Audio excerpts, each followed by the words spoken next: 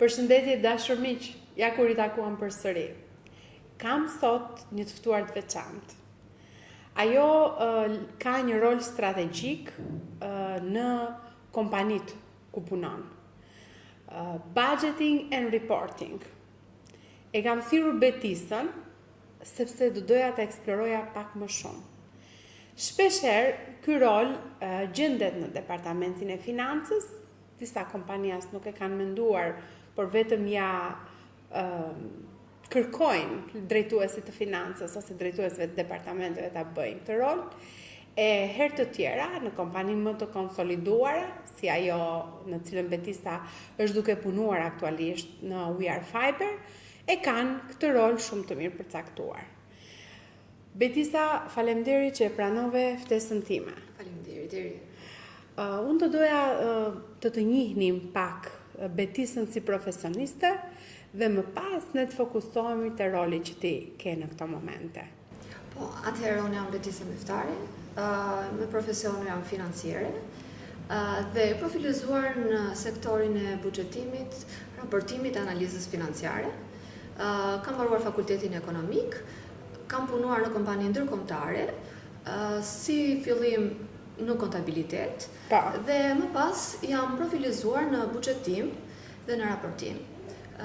Karriera ime më e gjatë, dhe po themi edhe ajo që më ka mësuar, është telekomunikacioni, ku kam punuar rreth 10 vjet. Po. Kam nisur si specialiste buxhetimi, më pas menaxhimin e ekipit, më pas drejtimin e një departamentit të strategjisë financiare, deri në, po themi, në raportim në nivel ndërkombëtar. Pra ti je personi që ke bërë për një kohë gjatë buxhetimin, personi që ke bërë strategjinë financiare dhe ke bërë parashikim pak a shumë për mbarvajtjen 3 deri 5 vjeçare të kompanisë ku ke qenë dhe të kompanive në cilat punon, apo jo? Po. Dhe kjo është shumë e rëndësishme në një kompani. Pra çdo kompani që hapet, në radhë të parë duhet të kesh një strukturë raportimi. Sepse kjo strukturë raportimi, duke pasur bazën e të dhënave që të jenë të strukturuara, kjo shërben jo vetëm departamentit të financës, por gjithë departamenteve të tjerë.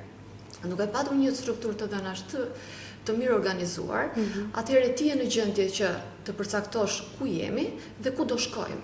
Dhe vetë procesi I buxhetimit dhe planifikimit financiar të tregon që kjo kompani ku do shkoj. Por ajo çfarë unë kam hasur në treg dhe po themi në kompani shqiptare. Po dhe bën një mirë orientim të asaj që janë fondet, që është buxheti, që është pse ekziston kompania, pse në ekzistencën e vet biznesi do të sjell fonde dhe të mirë menaxhoj dhe administroj gjërat të ti vizioni. Vizioni duhet patjetër të orientohet me buxhetim, mendoj, apo jo? Patjetër. Pra çdo divizion dhe çdo departament është e rëndësishme që ai të ketë një buxhet. Pra, për çfarë do t'i shpenzoj këto, po themi, këto fonde? Dhe çfarë vlere do t'i shtoj kompanisë? Ajo çfarë më e rëndësishme është çfarë vlere I shton kompanisë, secili nga departamentit. Po themi çdo kohë, çdo punojësi mund të monitorizohet, që do të thotë si departamenti I xharit, nëse ti do ta përkthesh pagën e një punojësi, nëse ti do ta përkthesh në orë, atëherë ti do kuptosh që për çfarë ai e ka shpenzuar, për çfarë projekti po merret dhe çfarë vlere I shton kompanisë. Nuk është vetëm financa, por do të jenë të gjithë që do ta shikojnë në këtë prizëm. Qoftë edhe CEO I kompanisë, duhet masi orët me të cilët ai harxhon për secilin punojës apo për secilin projekt. Pra, dhe për të parë që efektivitetin në raport me kohën e harxhuar, me të ardhurat, po themi që I vijnë kompanisë nga puna e orëve të dikujt, a është raport I drejtë, apo jo? Sepse në këtë mënyrë matet edhe eficienca të secilit prej nesh. A është roli I reporting and budgeting kryesor dhe a zbatohet në Shqipëri në dijenin tënde? Është shumë I rëndësishëm, sepse të ndihmon në vendimarrje. Pra ti ke akses në të dhënat reale dhe në raportim. Pra nëse ti do të marrësh një vendimarrje qoftë për të lançuar një produkt të ri, ti duhet të kesh një raport për përfitueshmërinë e këtij produkti të ri. Nëse një departament do të punojë, po themi departamenti do të punësoj dikë, ai duhet të ketë edhe një llogaritje të kostove, sa më kushton ky person, sepse nuk është vetëm pjesa, po themi, duhet të jetë procesi që nga rekrutimi, që nga HR-i, tek paga e punojësit, pra të gjitha këto hallka duhet përllogaritur në koston e këtij punojësi. Dhe kur ky punojës largohet nga kompania, ti do të llogarisësh se sa do më kushtoj ky punojës, sepse ajo punë që ai ka bërë, pastaj bie që do shpërndahet, po themi, në persona të tjerë, ata do lënë diçka mangut që të bëjnë punën e këtij punojësi. Dhe nga ana njerëzore, sa durim do kjo puna jote? Gjithmonë të kam parë kur kemi punuar bashkë si një njeri shumë të duruar, një njeri me një nerv të jashtëzakonshëm të merret me shifrat. Kjo mbase se unë nuk jam njeri shifrave, por kam thënë kjo duhet të ketë një aftësi matematike shumë të veçantë që merret me shifrat kaq shumë dhe që t'japin aq kënaqësi sa t'japin. Edhe kjo është e vërtetë. Duke qenë se ti merresh me shifrat, fillon edhe dashuron atë profesion dhe unë e dua profesionin që bëj. Por për dikë është pak e vështirë, duke qenë se më shohim vetëm me Excel, raporte, prezantime dhe thonë, ore çfarë po nxjerr nga ato shifrat. Por shifrat nuk gënjejnë. Në fund të ditës më pëlqen të flas me shifra. Ti përkthej gjithçka ti përkthejnë me shifra sepse vetëm ato t'japin tamam pasqyrën financiare të kompanisë. Është një punë që kërkon shumë durim. Po. Edhe duhet të kesh edhe një komunikim shumë të mirë me departamentet e tjerë, sepse në fund të ditës je ti ai që po themi do raportosh në fund.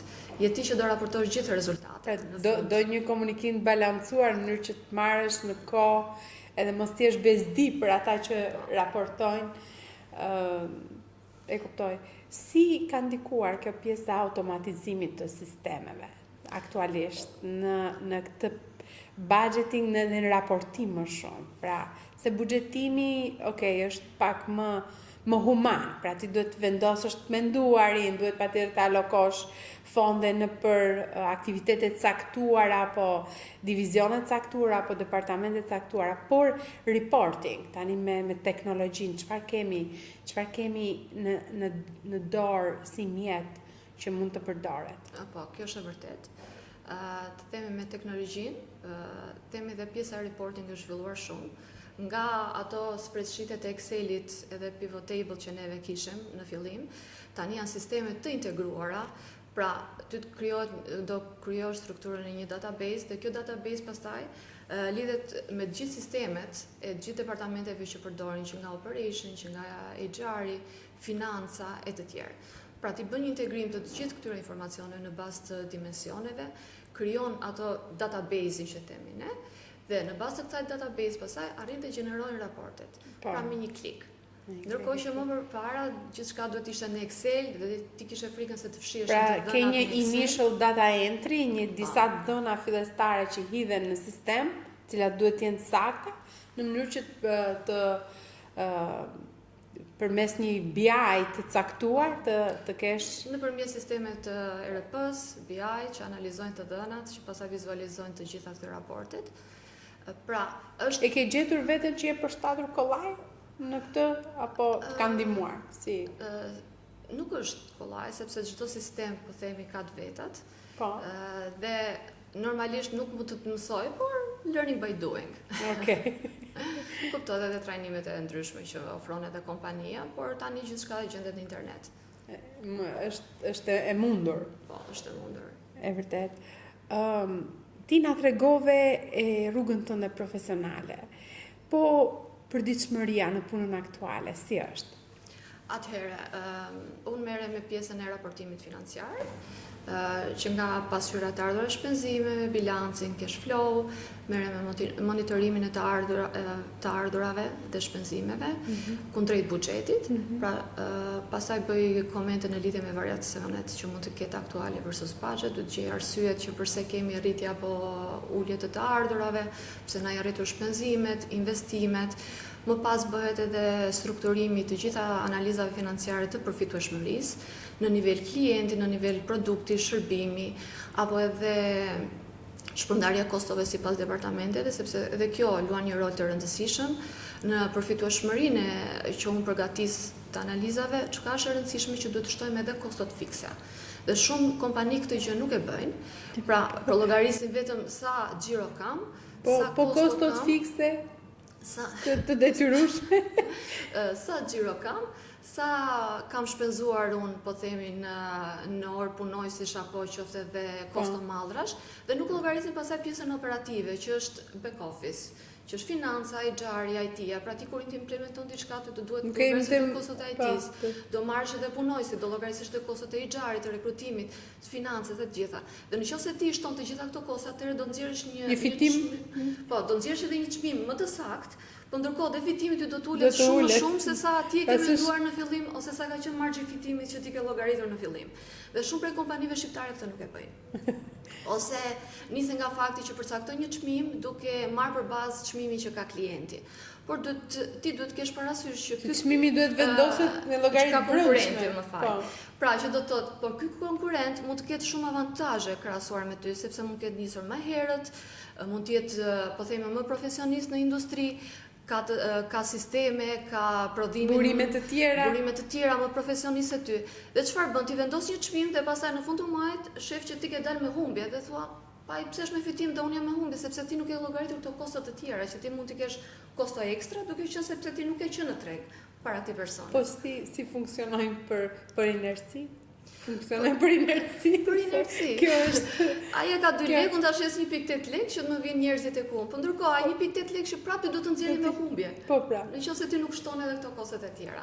Prandaj edhe e rëndësishme është përfitueshmëria. Po. Si nëse mund ma përcaktosh pak, si vendoset një çmim në një shërbim të caktuar? Si përcaktohet? Nëse ne do të shesim një produkt, nëse ne do të shesim një material, si duhet ta llogarisë një kompani vendosjen e çmimit? Se kjo është pyetje që të gjithë e kanë, për shembull ditët e fundit kam qenë duke punuar me hapjen e një hoteli të ri dhe ne po bisedonin për vendosjen e çmimit të dhomave. Dhe na lindi pyetja, edhe thash, kjo ka nevojë për hotelin që ishte i ri dhe i mungonte, po themi, eksperjenca, por jo vetëm. Vendosja e një çmimi si kryhet? Atëherë, po marrim rastin e hotelit. Unë nuk është se kam punuar, po themi, në profilin e hotelit turizmit, kështu që po krijoj një ide. Atëherë, përveç pjesës që ti ke punëtorët, pra do llogarisësh pjesën e sanitareve, pjesën e menaxhimit, pra të gjitha kostot që lidhen drejt për drejt me hotelin. Pra gjitha departamentet janë aty. Po, që do të thotë që tek pastrimi, të gjitha produktet food and beverage, maintenance, frigoriferi, kostot e frigoriferit që ke në dhomë, pastrimin, që tek burimet njerëzore që do të marrin punojësit. Pra të gjitha këto kosto do t'i shtohen çmimit. Dhe ti në fund fare do të llogarisësh sa do margjin e fitimit, duke qenë se duhet jetë edhe krahasueshëm me tregun, pra ti nuk mund të vendosësh një çmim mbi tregun apo mbi atë zonë, dhe të llogaritë pastaj në bazë të margjit të fitimit ti vendos një çmim. Por duhet të kesh parasysh të gjitha këto kostot, energjia elektrike, ujin, internetin, e të gjitha këto duhet llogariten në kosto, që ti pastaj në bazë të margjit. Pra ti je gjithë të identifikosh të gjithë elementet që e përbëjnë koston për të nxjerrë një çmim të caktuar që na sjell fitimin. Pra të gjitha këto kostot pjestojnë për numrin e dhomave të hotelit dhe të nxjerrë një kosto për dhomë. Shumë interesante. Shumë interesante. Cila është filozofia jote e punës, Betis? Atëherë, filozofia ime e punës është punosh me integritet, jo sikur dikush ty po të kontrollon. Dhe ta bësh punën me pasion, dhe jo se është shefi që po të rimbi kokë, por ti vërtet do që të vlerësojnë edhe ti vërtet po i shton vlerë kësaj kompanie me punën që ti bën. Shumë interesante. Po sfida më e madhe që mund të ketë një rol si yti, cila mund të jetë? Atëherë kur unë po them u promovova nga një specialiste, të themi në drejtuese departamenti, sfida ime më e madhe ishte delegimi. Sepse mendoja që punojësit që unë kisha apo stafin që unë kisha nuk mund ta bënin punën me aq përgjegjësi sa që mund ta bëja unë. Por një drejtues i mirë është ai që arrin të trajnojë një staf i cili mund ta bëjë punën më mirë se ç'e bën ti. Nëse ti arrin të delegosh 70% të punës tënde te stafi, do të thotë që të ngelet 100% për veten tënde, që ti mund të bësh gjëra të tjera. Që mund të bësh gjëra të tjera dhe të zhvillohesh edhe më shumë. Pra delegimi është një sfidë, shumë e vërtetë është. Mendon se stafi nga ana e tij e percepton sikur ti po delegon punën tënde dhe realisht nuk je duke e bërë ti, po e bëjnë ata për ty? Perceptohet ndonjëherë kjo pjesa e delegimit jo pozitivisht nga ana tjetër? Po, edhe kjo është e vërtet, sepse e konceptojnë delegimin në një farë mënyrë është edhe autonomi të stafi. Por, ajo çfarë unë delegoj, po themi është pjesa më shumë pjesa operacionale. Apo pjesa operacionale, data entry, por kur vjen tek vendimarrja, ajo pastaj jam unë, ajo që do të marri vendime. Por stafi e gënjen kjo ide dhe mendon, duke qenë se unë i mësova 2 formula Excel apo unë jam në gjendje që të riprodhoj një raport, mendoj se din gjithçka për këtë profesion. Por jam unë ai që kam ndërtuar raportin edhe logjikën dhe analizën e atij raporti. Mendoj që kur je në gjendje të krijosh diçka vet, atëre duhet të jesh edhe në gjendje ta përçosh idenë e asaj që ti ke të ndërtuar të tjerët. Në moment që i gjen gati dhe ti vetë ndjek disa rregulla, ka një dinamik tjetër. Është e vërtetë, edhe shpeshherë jam hasur dhe në punën time që kur kalon diçka nga një punonjës në tjetër, edhe i them, po përse ku është logjika, se di kështu e kam gjetë. Dhe për mua, në momentin që dikush do të kështu e kam gjetë, do të thotë që ndërsa ti si njeri i shifrave kërkon logjikën, çfarë logjike ka pastaj. Një pyetje që po them unë e kam menduar, po duke qenë se ne kemi punuar edhe bashkë edhe e kam menduar si e gjen jo Betisa si individ, por edhe Betisa si individ veten në një departament finance i cili ka një drejtuese departamenti. Sepse roli jot shpesh herë në disa departamente është sa i lidhur me financën, është dhe i pavarur ndonjëherë, sa është pjesë e financës patjetër, po nuk bën një financë të mirëfill të kompanisë. Dhe si e ke gjetur veten e pozicionuar një rol senior, një rol drejtuesi departamenti bashkë me një drejtuese departamenti finance. Atëherë, edhe kjo është, po themi, pak e çuditshme, sepse ajo çfarë perceptohet në momentin që unë vi në kompani është që ka ardhur për të më kontrolluar. Duke qenë se unë jam ajo që kontrolloj të themi të gjitha regjistrimet e kontabilitetit, pra që duhet të hedhin në linjën e buxhetin e dur, në departamentin e dur, në bazë atij buxhetimi që unë kam bërë vjetor. Atëherë, kontabiliteti është më shumë i profilizuar në aspektin e taksave. Pra, kërkon që të ardhurat dhe shpenzimet t'i hedhin në llogari që mjafton që të dalë një rezultat për taksat dhe unë t'jem në rregull. Po nuk është ky koncepti, sepse unë jam për pjesën e brendshme të kompanisë. Pra, bëj analizën dhe kontrollin e brendshëm të kompanisë dhe në shërbim të ortakëve, jo në shërbim të shtetit. Dhe kjo mbase perceptohet është pak e vështirë nga ana e financës, sa unë integrohem edhe shpjegoj vërtet rolin që unë kam. E njëjta gjë më ndodh edhe për departamentet. Pra, është vështirë që të edukosh departamentet që të mendojnë në të njëjtën logjikë të raportimit. Dhe shpeshherë edhe departamentet me të cilët unë bashkëpunoj, kur unë kërkoj që duhet të ndërtojmë një raport, pra, unë e kam logjikën se si duhet të ndërtuar atë raport. Pjesa tjetër pastaj është, po themi, është pjesa e procesimit. Mënyra se si ti do të çosh mesazhin që ky raporti nuk diskutohet që duhet, por të mirë kuptojnë edhe të arrin të kuptojnë që pse duhet realisht, kujt i shërben. Dhe shpesh has vërtet vështirësi, sepse përse duhet. Nuk është për ty. Has vështirësi se ju duket ngarkesa atyre apo has vështirësi se ju duket kontroll? Të dyja. Edhe ngarkesë edhe kontroll. Si je gjendur ndonjëherë, jo në punën aktuale, po duke bërë këtë rol, je gjendur ndonjëherë në debatin e brendshëm mes departamentit financës dhe te, apo kjo natyra jote që të imponon me respekt a bësh atë gjë i ka balancuar situata? Me thënë drejtën, normalisht që ka konflikte. Edhe me departamentin e financës, duke qenë se, siç të thash, punoj se nuk e kuptojnë rëndësinë e raportimit, edhe shpesh herë u duket punë ekstra ose punë e tepërt, në mënyra se unë i kërkoj gjëra shumë të detajuara, Dhe thonë, është i njëjti rezultat, pse do kaq të detajuar? A është roli reporting and budgeting një ndër rolet e preferuara të CEO-ve? Po. Por edhe CEO-n duhet ta edukosh. Edhe për mua nuk ka qenë e thjeshtë. Pra vërtet duhet të tregoja veten që përse shërben ky profil. Po. Sepse mu kërkua që ta ndërtojë departamentin nga e para, por pastaj nuk e dinin se ku do të çonte ky departament. Edhe më është dashur shumë kohë që edhe ata t'i edukoj që ky departament është shumë i rëndësishëm. Edhe unë vërtet ndihem shumë e vlerësuar tani. Ti besoj e di, por edhe për miqtë tanë që na ndjekin, ka pak kompani në Shqipëri, në mos kompani ndërkombëtare dhe ato që janë biznese të mëdha, që e kanë konsoliduar të rol. Dhe Betisa në fakt është një ndër të paktët profesionist shumë të mirë në treg që e bën këtë. Dhe prandaj unë do doja që po themi t'i jepja zë këtij roli. Shpeshherë njerëzit thonë, mëse është një financiere bën dhe këtë, apo është shef e financës, po e ka për detyrë dhe këtë pjesë dhe i kushtoj rëndësinë, po jo aq sa duhet. Dhe unë personalisht kam jashtëzakonisht respekt për kompanit që jo vetëm e kanë të rolin, po i japin rëndësinë e dur në vendimarrjen e tyre, bëjnë zgjedhjet e dura e financiare.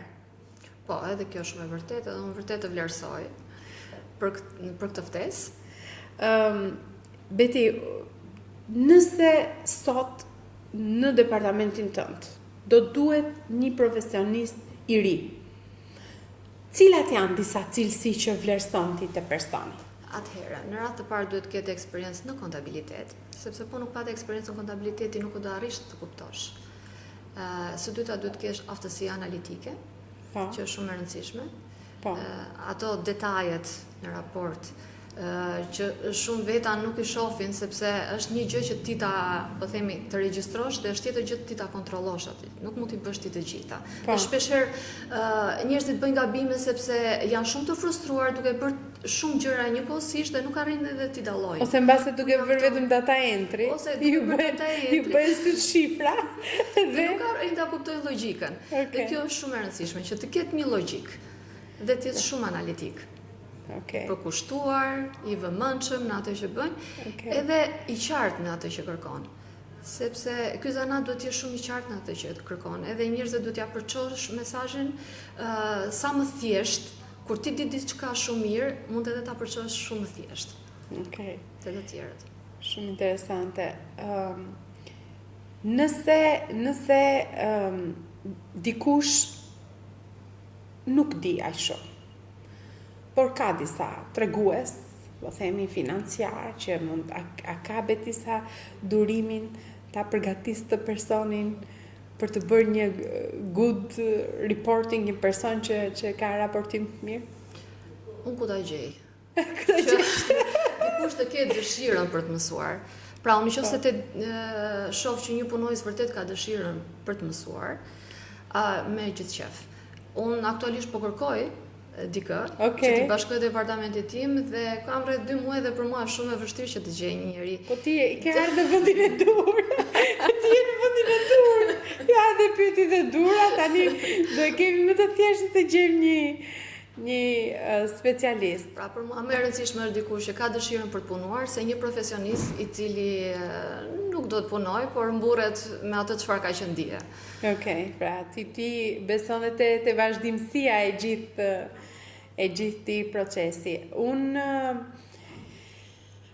do doja një mesazh për ata që duan të rriten profesionalisht. Atëherë, mesazhi për mua është duhet punosh fort, duhet të duash atë që bën. Sepse siç e dim të gjithë ne kalojmë një kohë shumë të gjatë në punë. Po themi minimumi, pra praktikisht më shumë harxojmë kohë në punë se sa harxojmë me familjarët tanë apo për të bërë gjërat e tjera. Pra duhet ta duash atë profesion, se përndryshe mos hajden pu thjesht për rrogën. Mos bëj një gjë për inerci. Po. Dhe gjeja të vend pune ku ti vërtet vlerësohesh. A është i mundur ky vend pune? Mendon se mund ta gjejmë ku vlerësohen vërtet? Po, është e mundur. Mjafton që ti të kërkosh. Mundësit janë pafund.